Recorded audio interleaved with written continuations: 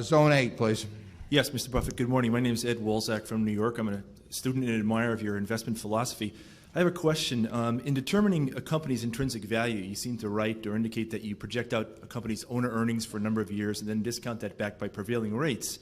My question is, how much of a premium, if any, to prevailing risk-free rates do you demand when you discount back the owner earnings of a company? Or stated differently, for example, today with long rates at about 7%, if you did the same exercise with Coca-Cola, at what rate of interest would you discount back their owner earnings? Yeah, we get asked that question a lot, and we've answered it to some extent in past annual reports about what discount rate to use.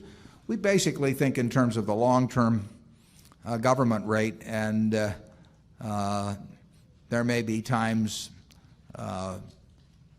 when in a very, we don't think we're any good at predicting interest rates, but probably in times of what would seem like very low rates, we might use a little higher rate. But we don't put the risk factor in per se, because essentially the purity of the idea is that you're discounting future cash, and it doesn't make any difference whether cash comes from a risky business or a safe business, so-called safe business. So the value of the cash delivered by a water company, which is going to be around for 100 years, is not different than the value of the cash derived from some high-tech company, if any, that you might be looking at.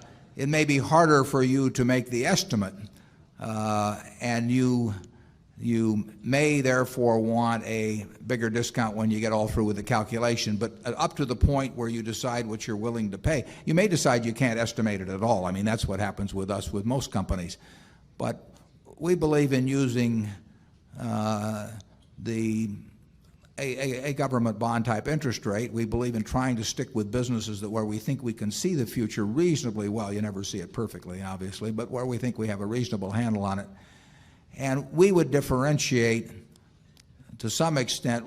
We don't want to go below a certain threshold of understanding, so we want to stick with businesses we think we understand quite well and not try to have the whole panoply with all different kinds of risk rates, because frankly we think that'd just be playing games with numbers. I mean, I don't think you can stick numbers on a highly speculative business where the whole industry is going to change in 5 years and have them mean anything when you get through. If you say I'm going to stick an extra 6% in on the interest rate to allow for the fact, I tend to think that's kind of nonsense. I mean, it may look mathematical, but it's mathematical gibberish in my view. You better just stick with businesses that you can understand, use the government bond rate, and when you can buy them something you understand well at a significant discount, then you should start getting excited.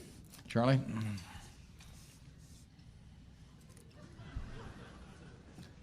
Yeah, the discounts were once greater than we now see. That's all you're going to get, folks.